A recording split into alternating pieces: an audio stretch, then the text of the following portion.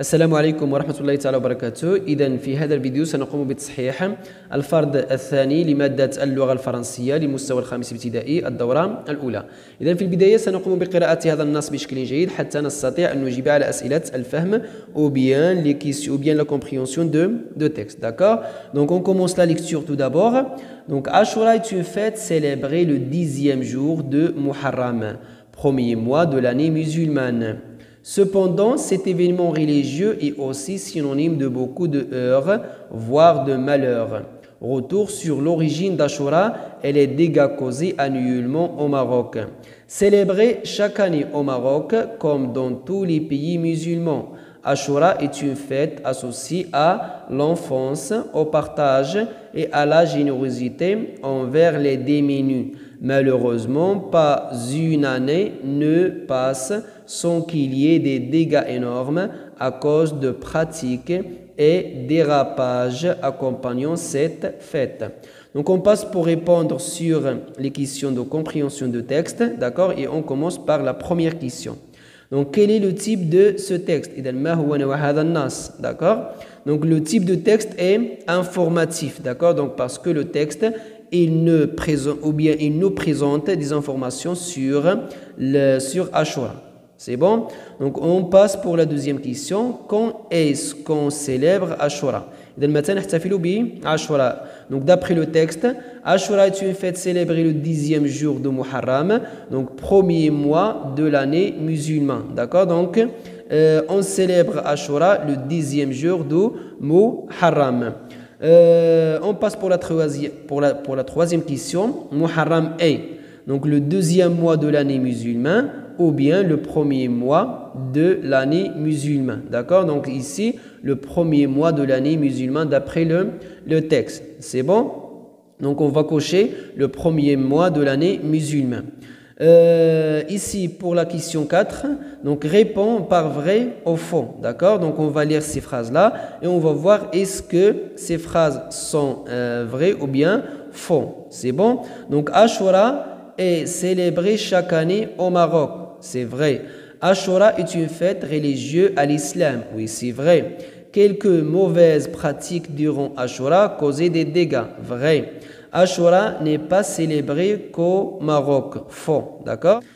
On passe pour la cinquième question. D'après le texte, c'est quoi Ashura? D'accord? Donc à partir du texte ici, donc nous avons ici une petite définition pour Ashura. D'accord? Donc Ashura est une fête célébrée le 10e jour de Muharram. D'accord? Donc Ashura est une fête célébrée le 10e jour de Muharram. Donc c'est ça Ashura. Donc la sixième question donne un titre au texte. D'accord? Donc le titre de texte ou bien le titre qui est convenable pour le texte est Ashura. C'est bon? Et Ashura. Voilà. Donc pour l'instant on passe pour l'activité réflexive sur la langue. Ça veut dire donc le lexique, la grammaire, la conjugaison, etc. Donc pour l'instant on commence par lexique. C'est bon? Donc relis chaque mot à sa définition. إذا سنقوم بربط كل كلمة بمعناها أو بتعريفها. Donc ici nous avons journal, Ramadan, publié. D'accord? Ici nous avons publication très souvent quotidienne qui informe sur les événements. Donc c'est ça le jour, ça c'est la définition de journal. Donc Ramadan, donc période de jeûne religieux de l'islam. Donc c'est ça la définition de Ramadan. Donc rendre public, divulguer, divulguer, c'est publié.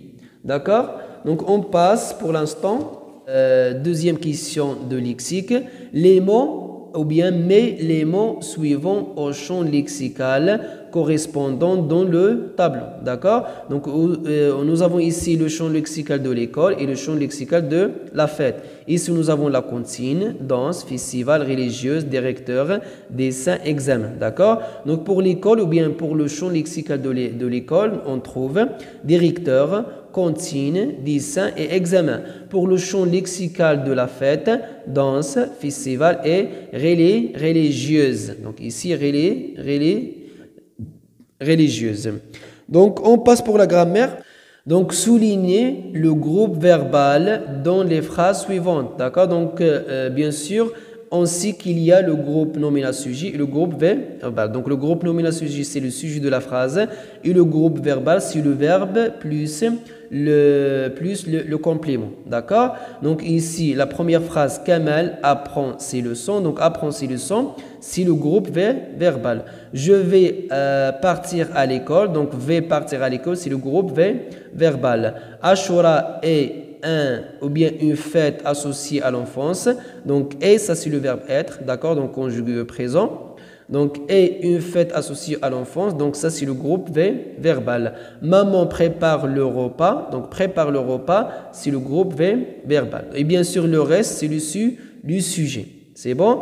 Donc, on passe pour la deuxième question. Détermine le type de chaque phrase dans le tableau suivant. D'accord? Donc, il y a plusieurs types de phrases. On trouve par exemple la phrase déclarative, la phrase interrogative, la phrase exclamative, la phrase impérative. D'accord? Donc, on va lire ces phrases-là. Donc, nous avons la première phrase. Quel âge a Sana? D'accord? Donc, quel âge a Sana? Donc, cette phrase, il se termine par un point d'interrogation. Donc, c'est une phrase comme il est interrogatif. D'accord? Donc, monte dans ta chambre. Monte. Donc, ça, c'est le verbe conjugué à l'impératif. D'accord? Donc, ça, c'est une phrase impérative. Donc, la phrase impérative, c'est une phrase qui commence par un verbe conjugué à l'impératif, bien sûr. Donc, la troisième phrase, donc le professeur explique la leçon. Donc, le professeur explique la leçon. Donc, cette phrase, il commence par un majuscule, se termine par un point. Donc, c'est une phrase, comme il est, c'est une phrase qui est déclarative. C'est bon? Donc, pour l'instant, on passe pour la conjugaison. D'accord? Donc, la première question, conjugue au présent les verbes entre parenthèses. D'accord? Donc, nous avons ici le verbe manger, venir, prendre, finir. D'accord? Donc, il y a les verbes de premier groupe, verbe de deuxième groupe. Venir et prendre sont des verbes de troisième groupe. On va essayer de les conjuguer au présent, bien sûr, avec les sujets convenables. Donc, vous mangez trop de sucreries. D'accord? Donc, c'est manger avec EZ à la fin comme terminaison. Tu viens. D'accord? Donc, tu viens au tableau pour corriger. Je prends, d'accord, donc je prends avec DS à la fin. Je prends mon cartable avant de partir. Elles finissent, d'accord, donc elles finissent le travail. Donc on passe pour la deuxième question. Conjugue les verbes entre parenthèses au passé composé. D'accord, donc vous savez que le passé composé se compose de sujet, l'auxiliaire avoir bien l'auxiliaire être, plus le participe passé du verbe conjugué. D'accord? Donc ici nous avons mes sœurs, le verbe être. Bien sûr, on doit ajouter l'auxiliaire et bien sûr le participe passé du verbe. D'accord? Donc mes sœurs ont été les premiers à me féliciter. D'accord? Donc, ont été, ça c'est le verbe être conjugué au passé composé. Et bien sûr, le verbe être se conjugue avec l'auxiliaire avoir. C'est bon?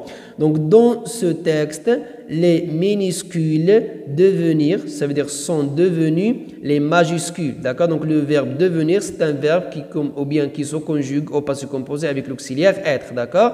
Donc, ici, sont devenus. D'accord? Puisque il se conjugue avec l'auxiliaire être. Et bien sûr, donc nous avons ici le sujet est pluriel, donc on doit ajouter ici un S pour le participe passé du verbe. C'est bon? Donc les élèves finir. Donc les élèves ont fini l'exercice. D'accord? Donc le verbe ici c'est finir, conjugué au passé composé, bien sûr avec l'auxiliaire avoir et c'est pas avec l'auxiliaire être. D'accord? Donc les élèves ont fini l'exercice. Donc, pour l'instant, on passe pour l'orthographe. Donc, complète par « ou « a ». Donc, « atmim » yani الجمل ب « a » التي تعني « و » « c'est le verbe être conjugué à la troisième personne de singulier. Donc, il est. C'est bon? Donc, une sourire, c'est beau, simple et pas cher. D'accord? Donc, et pas cher. Donc, le « a ».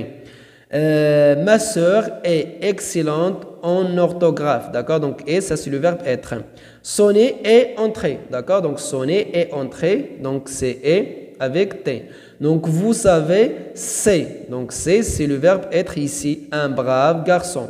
Prenez vite votre valise et votre sac. D'accord? Donc, c'est le et avec ET.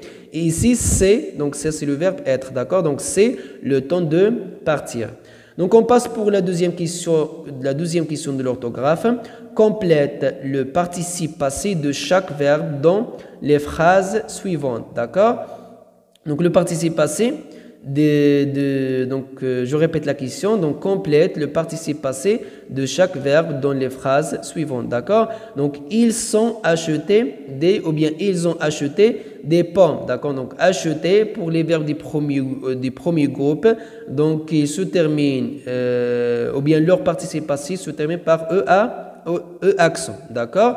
La lumière est allumée. D'accord? Donc, la lumière est allumée. Donc, ici, nous avons l'auxiliaire être. Puisque nous avons ici l'auxiliaire être, et puisque le sujet ici, le féminin, donc on va ajouter ici un E. D'accord? Donc, on va ajouter ici E accent pour le verbe de premier groupe. Et on va ajouter le E parce que le verbe est conjugué avec l'auxiliaire être ici. D'accord? Donc, pour l'instant, on passe pour la production écrite. C'est bon, donc pour la production écrite. Mettez en ordre le texte ou bien ce texte narratif. Donc, nous avons ici des phrases, d'accord? Et bien sûr, si on a mis donc, ces phrases-là en ordre, on va obtenir un texte narratif, d'accord? Donc, moi, j'ai déjà le fait. Donc, on va commencer par la première phrase, d'accord? Donc, il était une fois une jolie forêt habitée par tous les animaux. Donc, la deuxième question. Un jour, le crocodile dévore un ânon, un lionceau et un agneau en 1 heure. Donc, la troisième. Le lion et les autres animaux se fâchent et ils décident d'élire le chef. Donc, la quatrième. Après plusieurs jours, ils choisissent le lion comme roi. La cinquième, depuis ce jour-là, le lion est devenu le roi des animaux. Le crocodile a été chassé et le calme est revenu dans la forêt. Et bien sûr, bonne chance pour cet examen. Et merci beaucoup.